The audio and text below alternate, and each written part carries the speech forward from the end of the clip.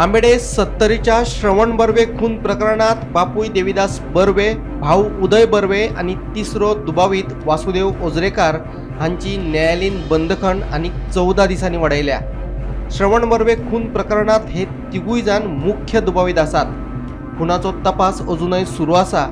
कांय दिसा पयलीं तिगांयनी जामिना खातीरूय अर्ज केल्लो, पूण पुलिशेन तांच्या जामिनाक हरकत घेतिल्ली.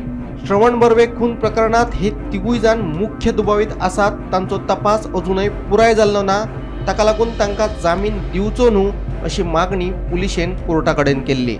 नमस्कार.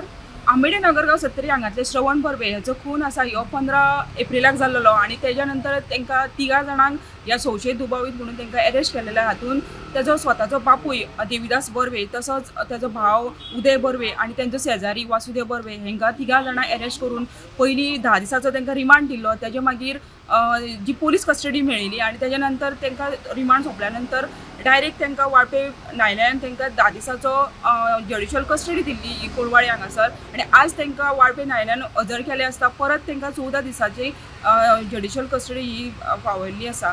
हेजो तपास आसा ह्यो वाळपे पुलीस करत आसा. वाळपेच्यान गोमंतक टीव्ही खातीर सपना सामंत.